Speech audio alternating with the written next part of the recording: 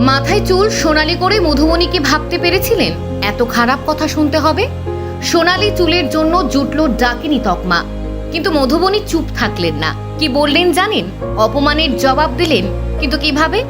রীতিমতো রুদ্ররূপ ধারণ করেছেন অভিনেত্রী। রেগে কাই হয়ে গেলেন। কারণটা কি? সব সীমা অতিক্রম করলো নিন্দুকেরা, আর তাতেই ক্ষেপে লাল অভিনেত্রী। মধুবনী নিজের ক্ষোভ উগরে দিয়ে ভিডিও বার্তায় বলেছেন, অনেকদিন ধরে শুনছি, কিছু বলিনি, কিন্তু কোনো কিছু না বললে তো মাথার উপর উঠে নাচতে আরম্ভ করবে। হচ্ছেটা কি? আমাকে ডাকিনীর মতো দেখতে লাগছে। তোমরা জানো ডাকিনী কাকে বলে? তার ক্ষমতা কি জানো? ডাকিনী শব্দের বিশেষত্ব আছে, গুরুত্বপূর্ণ শব্দ।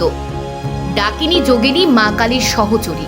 তাই অভিনেত্রী রিকোয়েস্ট করেছেন, আমাকে অপমান করার জন্য ডাকিনী বলছো, কিন্তু এই শব্দটা ব্যবহার করে তোমরা আমাকে উচ্চস্থানে বসিয়ে দিচ্ছ, যে যোগ্যতা আমার মতো সাধারণ মানুষের নেই। তাই কথাগুলো দয়া করে বলো না। অভিনেত্রী নিজের জীবনের বহু ঘটনায় ব্লগে ভাগ করে নেন। কখনো ছেলে দুষ্টুমি, কখনো বা নিজের সাজগোজ, কখনো বা ঘুরতে যাওয়ার ভিডিও। তবে তার সোনালি চুলের জন্য যে এমন কটাক্ষের মুখে পড়তে হবে ভাবতেও পারেননি। তবে অপমানে ছাড় দিলেন না, চাছা ছোলা জবাব দিলেন। সত্যিই তো, সোশ্যাল মিডিয়ায় এসে যা খুশি বলে দেওয়া যায় না।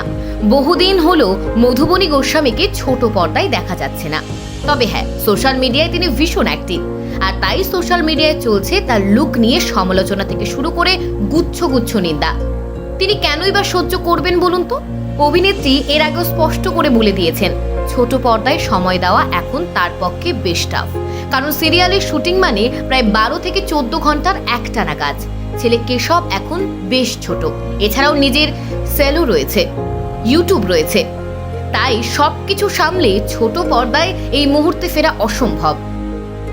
এই প্রথম নয়, এর আগেও তার মোটা শাখা পলা থেকে শুরু করে নাকের বড় নাকছাপি নিয়ে পর্যন্ত সমালোচনা শুনতে হয়েছে। অভিনেত্রী মনে করেন ডাকিনী খুবই ক্ষমতাশালী একজন, তার যোগ্য তিনি নন। দর্শক যদিও না বুঝে মন্তব্য করেছেন সেটা তিনি বুঝতে পারছেন। যদিও মধুবনী এখন নিজের কাজ নিয়ে ব্যস্ত, কমেন্ট পড়ে অযথা সময় নষ্ট করতে চান না।